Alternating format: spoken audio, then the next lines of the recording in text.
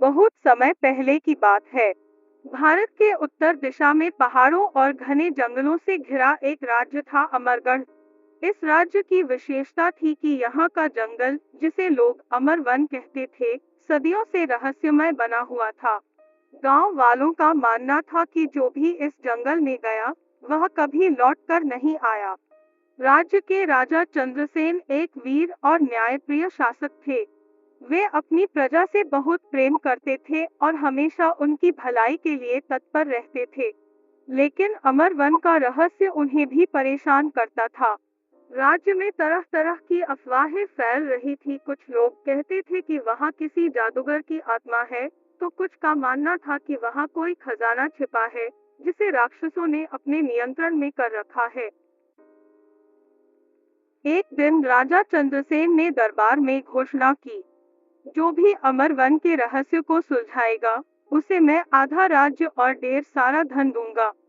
राजा की यह घोषणा सुनकर कई योद्धा और जादूगर जंगल में जाने के लिए तैयार हुए, लेकिन कोई भी वापस नहीं लौटा।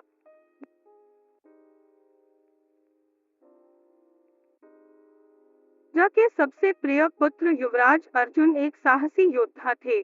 उन्होंने अपने पिता से कहा, पिताश्री, मैं अमर वन के रहस्य को सुलझाने के लिए जाना चाहता हूँ। राजा को चिंता हुई, लेकिन अर्जुन के दृढ़ निश्चय को देखकर वे राजी हो गए। उन्होंने अपने बेटे को आशीर्वाद दिया और कुछ सैनिकों के साथ जंगल में भेजा।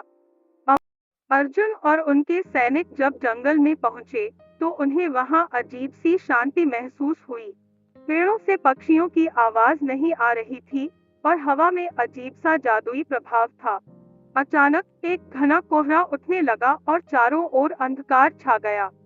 अचानक एक बूढ़े साधु वहां प्रकट हुए और बोले, हे युवराज, अमर वन में प्रवेश करने का एक ही नियम है। जो सत्य और साहस से आगे बढ़ेगा, वही जीवित बचेगा। अर्जुन ने साधु को प्रणाम किया और आगे बढ़े। उनके सैनिक भी उनके साथ थे, लेकिन जैसे जैसे वे आगे बढ़ते गए, सैनिक एक एक करके गायब होने लगे। अर्जुन को यह देखकर भय तो हुआ, लेकिन उन्होंने हिम्मत नहीं हारी और आगे बढ़ते रहे। कुछ दूर चलने के बाद अर्जुन को एक विशाल गुफा दिखाई दी। वहां का वातावरण भयावह था। अचानक कुछ विशालकाय राक्षस उनके सामने आ खड़े हुए। उन्होंने अर्जुन से कहा, अगर तुम्हें जीवित रहना है, तो हमें अपने राज्य का आधा भाग दे दो। अर्जुन ने साहसपूर्वक उत्तर दिया, मैं अपने राज्य के एक कण को भी किसी दुष्ट के हाथ में नहीं जाने दूंगा। राक्षस क्रोधित हो गए और उन्होंने अर्जुन पर हमला कर दिया। लेकिन अर्जुन अपनी तलवार से वीरता पूर्वक लड़े और सभी राक्षसों को पराजित कर दिया। गुफा पार करने के बाद अर्जुन को एक सुंदर सरोवर दिखाई दिया। उसके चारों ओर सोने की मीनारें थीं। अचानक सरोवर में से एक सुंदरी निकली और बोली, युवराज अर्जुन, यह कोई साधारण जल नहीं है, यह अमर जल है। जो भी इसका सेवन करेगा, वह अमर हो जाएगा। लेकिन इस जल को लेने के लिए तुम्हें अपना सबसे प्रिय त्याग करना होगा। अर्जुन सोच में पड़ गए। उनके लिए सबसे प्रिय चीज क्या थी? फिर उन्हें याद आया उनका अहंकार।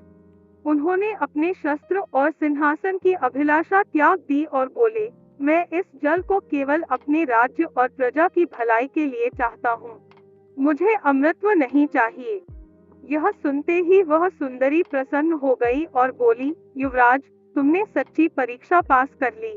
अमर वन का रहस्य अब खुल चुका है। यह जल तुम्हें और तुम्हारे राज्य को अनंत समृद्धि देगा, वापसी और राज्य का उद्धार। अर्जुन जल लेकर लौटे और राजा चंद्रसेन को सारा वृत्तांत सुनाया। राजा बहुत प्रसन्न हुए। उन्होंने वह जल पूरे राज्य में वितरित कराया, जिससे अकाल और बीमारियों से लोगों को मुक्ति मिली। अमर वन के सारे रहस्य समाप्त हो गए और वह एक सामान्य जंगल बन गया। उपसंहार: अर्जुन की वीरता और बुद्धिमत्ता के कारण अमरगढ़ फिर से एक समृद्ध राज्य बन गया। राजा चंद्रसेन ने अर्जुन को युवराज से राजा बना दिया। अर्जुन ने राज्य को न्याय और प्रेम से चलाया।